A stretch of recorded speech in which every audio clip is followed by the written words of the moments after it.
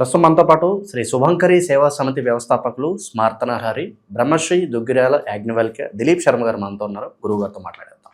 నమస్కారం. నమస్కారం గురుగారు, ఫిబ్రవరి మాసం విశేషంగా మిథున రాశి వాళ్ళకి ఈ నెల ఎలా ఉండబోతుంది? వీళ్ళు ఎటువంటి జాగ్రత్తలు పరిహారాలు తీసుకుంటే బాగుంటుంది అంటారు? మిథున రాశి జాతకులు ఈ యొక్క ఫిబ్రవరి మాసంలో ఎవరైనా సరే మిథున రాశి మాది అని అనుకున్న స్త్రీ పురుషులు పిల్లలు ఎవరికైనా సరే కొన్ని సమస్యల నుంచి వీళ్ళంతటా వీళ్ళే ఎవరో వేసిన బంతి, మనం గట్టిగా బంతి వేస్తే ఎంత పైకి ఎగురుతుంది, అట్లా ఆ సమస్యల నుంచి వాళ్ళే పైకి వచ్చేస్తారు.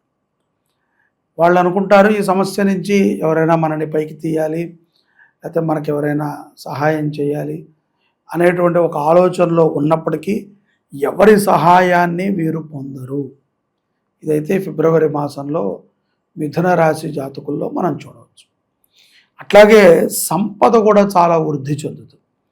ఎలా అండి, మాకు నెలకు 10,000 కదా జీతం, ఫిక్సే కదా, దీంట్లో వృద్ధి చెందేది ఏముంది అని మనకు ఒక డౌట్ రావచ్చు, చిన్న డౌట్.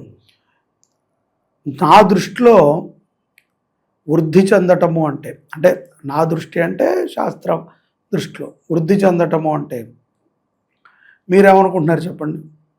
వృద్ధి చెందటము అంటే ఫస్ట్ ఆఫ్ ఆల్ మనం ఆనందంగా ఉండాలి, కాస్త ఆర్థిక పరంగా బాగుండాలి. సర్వసాధారణంగా ఒక ఉద్యోగస్తుడు కానీ ఒక వ్యాపారవేత్త కానీ తనకు వచ్చేటువంటి సంపదని డివైడ్ చేసుకుని నాకు దీనికి ఇంత భాగము, దీనికి ఇంత భాగము, దీనికి ఇంత భాగము అని పెట్టు. దాంట్లో నా పరంగా నేను ఆలోచించేది వృద్ధి చెందటము అనేది జ్యోతిష్ శాస్త్రంలో ఎందుకు పెట్టారు అంటే, నువ్వేదైనా ఒకటి కొనటానికి ఒక 1,000-500 పెట్టి ఉంటావు, నీకు అది 100 రూపాయలకే దొరికే మార్గం కూడా తెలియచ్చు.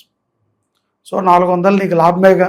డబ్బులు ఎలా మిగిల్చుకోవాలి? మిగిల్చడం కాదు, వృద్ధి చెందటం. నువ్వు నీ యొక్క సంపాదన నువ్వు 500 ఖర్చు పెట్టి నువ్వు ఈ ఫోన్ కొనాలనుకున్నావు, అది ఏదో ఆఫర్లో 100 రూపాయలకే దొరికితే 400 నీ జీతం మిగిలినట్టేగా. అలాగా భోజనములో కానీ వస్త్రములో కానీ తాను ఉపయోగించుకునేటువంటి ఖర్చుల్లో కానీ సంపదని మిగిలితే ఓకే, ఈ నెల నా ఖర్చులన్నీ నేను అనుకున్నట్టుగానే చెప్పులు కొనుక్కున్నాను, అనుకున్నట్టుగా ఫోను కొనుక్కున్నాను, అనుకున్నట్టు హాలిడేకి వెళ్ళా, ఇవన్నీ కూడా నాకు అనుకున్న దానికంటే కొంచెం తక్కువ పడింది, వృద్ధి చెందింది. సంపద 1,000 రూపాయలతో నువ్వు 10,000తో టూర్ ప్లాన్ చేసావు, నువ్వు 7-8 వేలకే టూర్ ముగించావు, 2,000 మిగిలితే వృద్ధి చెందినట్టేగా. నాకు ఆ టూర్లో మిగిలిన డబ్బులతో నీకు సంపద వృద్ధి అది వృద్ధి చెందడం. సో అటువంటి అవకాశాలు మిథున రాశి వారికి బాగా కనిపిస్తాయి. సంపద వృద్ధి చెందుతుంది అంటే ఇక నుంచి అది అంతే తప్ప బాస్ మెచ్చుకుంటాడు, అదేంటి జీతంలో వృద్ధి అన్నారు మాకేం కనబడలేదే అని మూర్ఖుల్లా అనుకోకూడదు. అది ఆ నాలెడ్జి వేరు, ఈ నాలెడ్జి వేరు. సో అందుకని వృద్ధి చెందుతుంది. వీళ్ళకి అలాగే నాయకులతో కూడా పరిచయాలు ఉంటాయి. నాయకులతో నాకు తెలుసండి, నాయకులు ఎవరికి పరిచయం ఉన్నా పరిచయం లేకపోయినా వారి పని వారు చేయాలి. నాయకుడు అనుకోవాలి బలానా శర్మ గారు నాకు తెలుసు అని, అంతే తప్ప నేను అనకూడదు నాకు ఆయన తెలుసు అండి. ఎందుకంటే ఆయన నియోజకవర్గంలో మనం ఉన్నాం కూడా మనందరికీ ఆయన తెలియాలి, కానీ నియోజకవర్గంలో నువ్వు ఉన్నావు అన్న విషయం ఆయనకి తెలియాలి. సో నాయకుడితో సత్సంబంధాలని బాగా పెట్టుకుంటారు. రాజకీయపరమైనటువంటి మేధాశక్తి ఈ యొక్క మాసంలో వీళ్ళకి అధికంగా ఉంటుంది. స్త్రీలు కూడా బాగా గుర్తుపెట్టుకోండి, ద్వితీయార్థంలో అమావాస్య తర్వాత స్త్రీలు కూడా మిథున రాశిలో ఉన్నటువంటి స్త్రీలు రాజకీయ పరంగా అరంగేట్రం కూడా చేస్తారు. వారికి సత్ప్రమాణముతో విజయాన్ని కూడా పొందుతారు. ఆ రకమైనటువంటి పరిస్థితులు మిథున రాశి వారికి ఈ యొక్క ఫిబ్రవరి నెలలో ఉన్నాయి. ఇక ఆరోగ్య విషయాన్ని మనం చూసుకున్నట్లయితే వీరు దేనిని లెక్క చేయరు. గుండె జారిపోతుందన్నా సరే ఏముందలే పైకి లాక్కుని వాళ్ళు అర్జెంట్ నాకు పని ఉంది అంటే వర్క్ మీద చాలా శ్రద్ధగా ఉంటారు.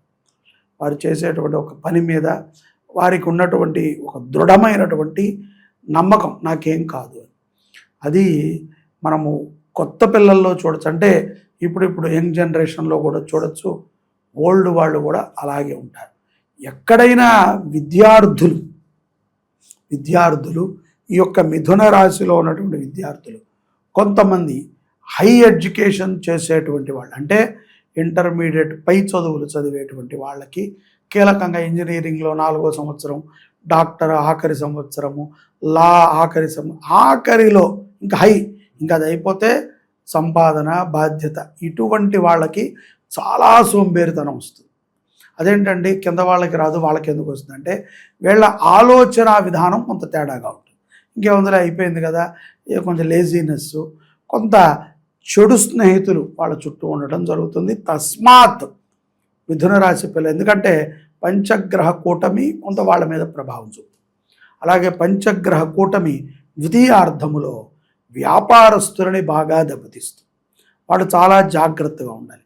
అదేంటంటే మీరే అన్నారు కదా మా అంత మోనార్క్ లేడని, మళ్ళీ ఏంటంటే గ్రహకూటమి నిన్ను మారుస్తుంది. మోనార్క్ అయి ఉండొచ్చు నువ్వు, కానీ అది నీకు దెబ్బ చూపిస్తుంది. కాబట్టి ఎంత మనము అణిగి ఉంటే అంత మనము ఉపయోగము. మనకి చాలా విషయాల యందు చైతన్యాన్ని ఈ యొక్క మాసంలో మిథున రాశి వారు పొందుతారు.